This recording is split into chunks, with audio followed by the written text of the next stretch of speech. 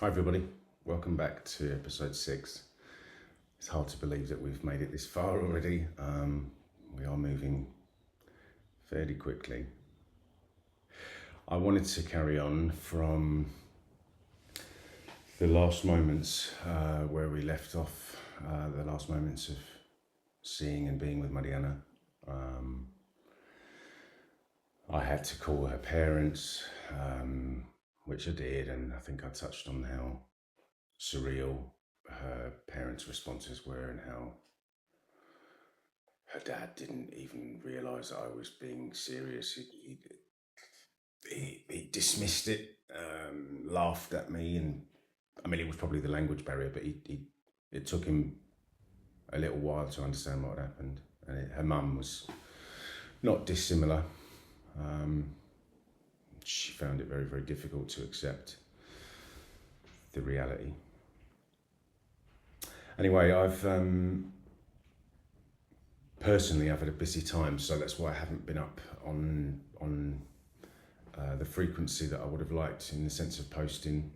But I will be back to it, and I am getting back to it, and I'm hopefully, touch wood, on time today to get the upload up on YouTube for this episode, and I will continue on with TikTok. Incidentally, if anybody's on YouTube that wants to come over and have a look and join the family and join the tribe on TikTok, please do. The same tag, Zeutians, and I will be doing a live on Thursday evening at 8 o'clock, and I really, really appreciate the support. What I'm asking for is your questions and any comments you want me to delve into, or any stories you'd like me to tell.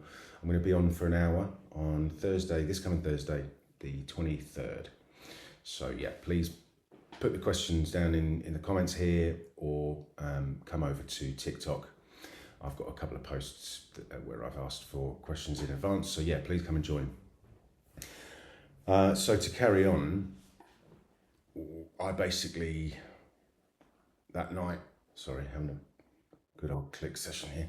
That night I went back to my mum's house. I couldn't imagine going back to the flat that evening, all those years ago. Yeah, mum essentially took me in, and all of the family started coming around. My dad, who was currently living in the Midlands, drove down that evening, and everybody was just completely distraught.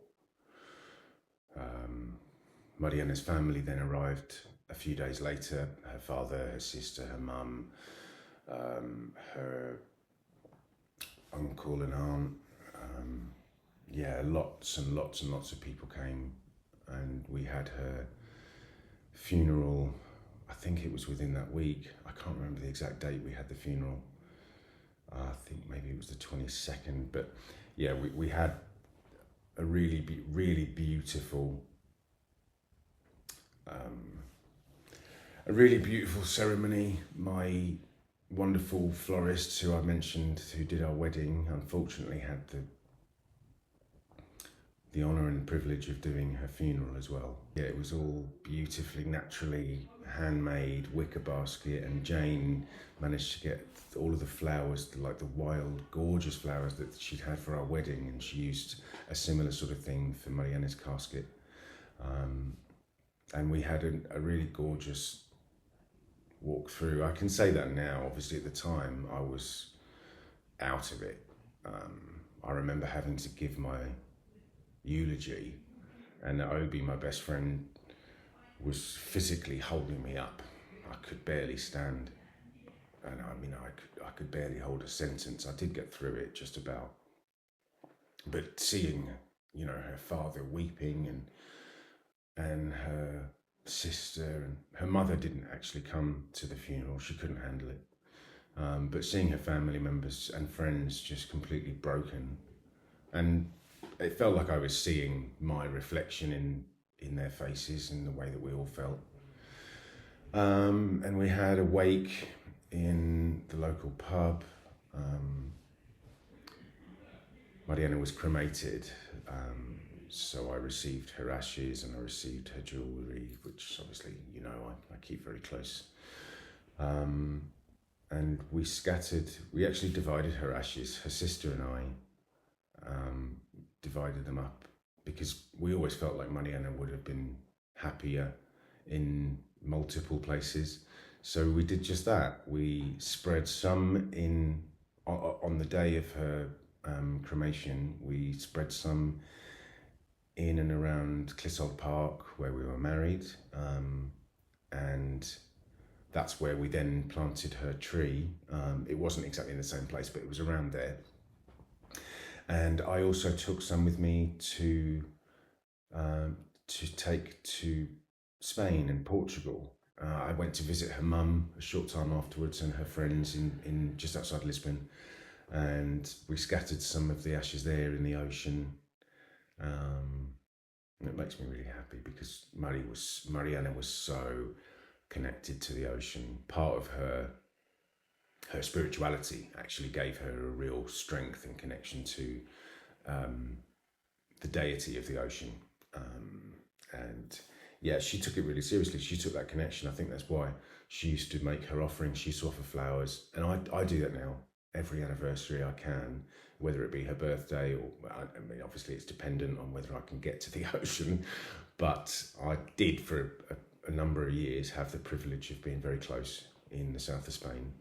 And so every year I would, on her birthday and at Christmas and her anniversary of her death, I would take flowers and put them in the ocean for her. And I knew it made her happy. And I did the same thing with Zels, my dog, when he passed. I spread some in the ground and I spread some in the ocean. And I know they're together. Anyway, I'm moving on a slightly different tangent and moving away, so I'll try and come back. I got through the wake just about by the skin of my teeth. I played a little solo on my guitar. I remember that. I don't know how I did it, but I did it. And again, the support was nice. That's when I started getting really ridiculous questions and statements. At the wake, I had a number of people come up to me and say what I now know as stupid statements, things that they think are helpful or things that people say because they can't handle what they think you're going to say. So they almost intercept you before you can even open your mouth. So one of the things that I heard at the funeral, at the wake, was, oh, well, at least you didn't have children. Nobody in that statement cares or gives a fuck whether we were trying for children, which we were. We'd been trying for a number of months. Mariana had started to plan a proper schedule and a proper diary, and it's what we were trying to do. You know, we were trying to get pregnant. But that doesn't seem to matter to that person. It just mattered that we didn't have kids because it would have been so much harder if we'd have had kids. How the fuck do you know? How does anybody know? And again, I'm a big defender of individuality. Nobody is the same. We're all different. Yeah, we have similarities and we have processes and thoughts that we might go through similarly, but you don't have the same experience as me. You don't have the right to tell me that I should be here or you should be there. Fuck off. Keep yourself to yourself and mind your business. You know? And through the years, I've got loads of them. Fucking hell, I just posted on TikTok the other day. I've had people who think that they think they're being mates and they think they're being friendly, but people who've come up to me and said, Cam, shouldn't you have gotten over it by now? Why haven't you moved on? What's wrong with you? Why'd you keep talking about your wife? And I politely remind them how far I've come and what they think they would be doing in my shoes, and how many times I've stared the most negative and darkest thoughts in the face and kept going. How do you think they would do? How do you think you would do? Put yourself in my shoes. I mean, again, one of the comments I've gotten is, I think people think that they're being helpful. I think they think they're being helpful when they say this, but somebody said to me, more than once I've had people say this to me, God, if I was in your shoes, I would have killed myself years ago. Brilliant. Thanks. What the fuck am I supposed to do with that? pat myself on the back for not killing myself years ago, which incidentally I did try, and I have been down that road multiple times. But for fuck's sake, what an insensitive thing to say. Anyway, I digress. I was completely broken. I'm sure you can try and understand that. People can put themselves in their mind's eye. You can put yourself in a real challenging situation. Imagine what you think you would do with a scenario. But I sort of touched on it before. You know, this was nightmare fuel. This was something that should never have happened, did happen, and I bore witness to, not only me, but poor Bill, Katarina, who was with me at the time, in the flat. You know, we're scarred by what we saw. We're scarred by what somebody so close to us and loved by us went through, and we were unable to do anything. And of course, the both of us have played what I call the what if game, because it's what we do as humans. You try and grasp for some understanding and some way of making sense of what's just happened. And I mean, I did that for years. I mean, in the sense of playing this what if game and saying, oh, but what if I did this, and what if I did that, and why didn't I could have caught her, and maybe if I'd have got there sooner, and what if she hadn't have been, what if she'd gone, and it's torture. It's natural that we do these things, but it is torture, and it's, yeah, I had to stop at some point, and thankfully I did. Initially, the doctor put me on all sorts of pills, sleeping pills, antidepressants. I was having the most vivid flashbacks. And again, they lasted for years, and sometimes they still come back. That's where it's hard, because your brain just smells sometimes can set you off. Sometimes I'll walk down the underground or down the street and I'll smell a perfume that reminds me of her, or even the perfume that she used to wear, or see a woman with a similar face, or freckles like she had. Tiny things, but that, you know, you get triggers and they set you off, and suddenly it's like no time at all has passed and everything's in 4K Technicolor. It's bizarre what our mind does to us. Anyway, I got through those first few months by the skin of my teeth. I didn't do it honestly, and I didn't do it in sobriety. I'm not ashamed to admit, actually. I know now that my drug use got the better of me, but for a long time I didn't know what to do with my pain and with my grief.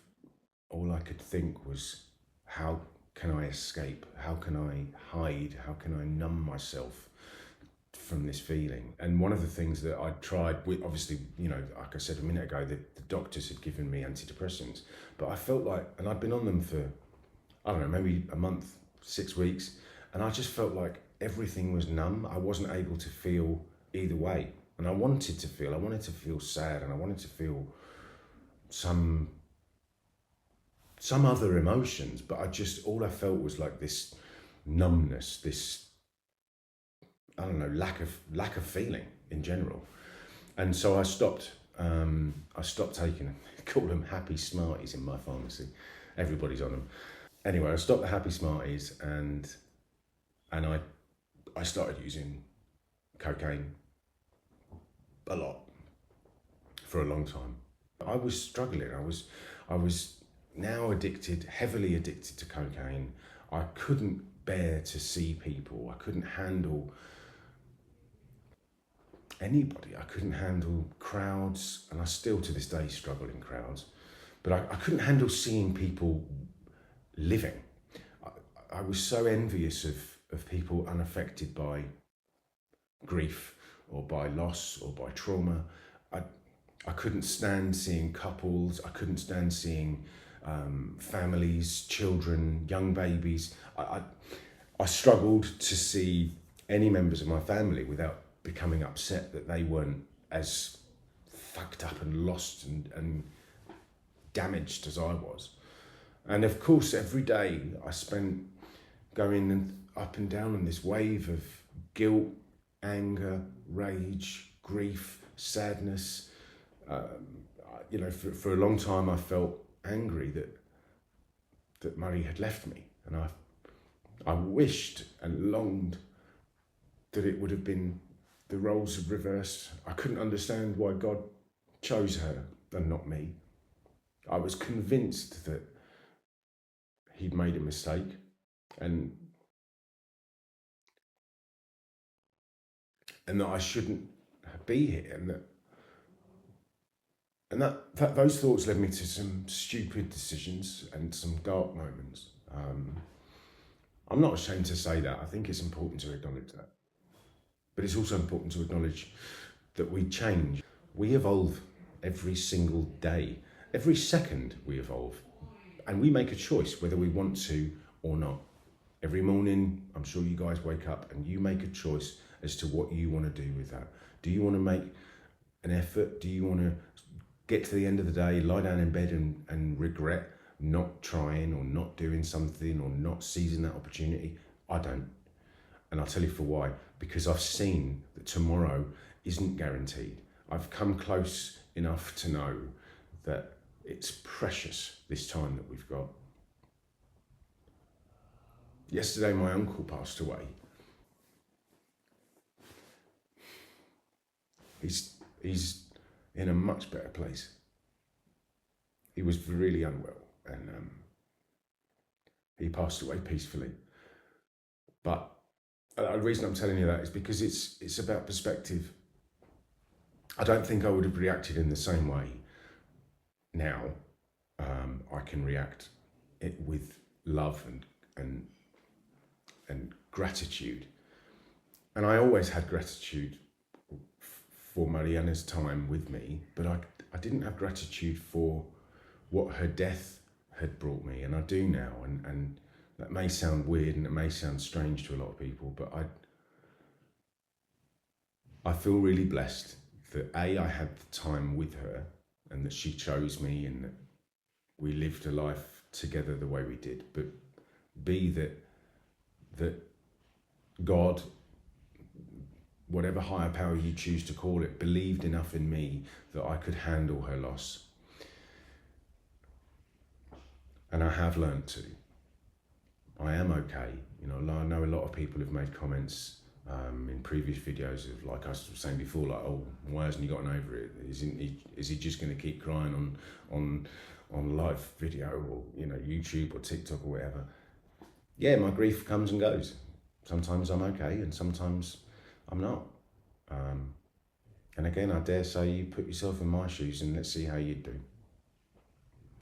The other experience I should probably mention in this part is when I went to Portugal. I went to visit Mariana's mum and her friends, and we scattered some of her ashes and we planted a little plant by the ocean for her. I went on because her mum wanted me to, not just because I was intrigued as well, but I went on I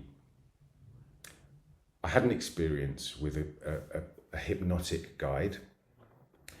I'd never had hypnosis before, and I was quite interested to know more about it, to experience it. The reason her mum wanted me to do it is because she'd tried and she'd had quite a vivid experience and quite a strong message from Mariana. And there were some messages that she'd given through her mum to tell me. And one of them was to have this experience. And there were some other really, really interesting things. For instance, she mentioned a specific passage in one of her books that I found, and I can't explain how her mum knew about that. Anyway, I went to visit this guide, and she took me on a journey. She guided me through an experience where she told me, this was all like with my eyes closed and her sort of prompting me up to a point. But she told me that we'd go on a journey, and I was boarding a craft, and I was leaving this planet, and I was approaching outer space, and then it was like on me as to what I saw and what I experienced. And I had a profound, incredibly life-changing experience. saw, well, A, I saw where Mariana is, B, I saw what she is and how she is, and I had messages from her. I saw other members of my family that have passed. It was, like I said, it was life-changing. It was vivid. I'll probably try and paint it one of these days. I'm a bit of an artist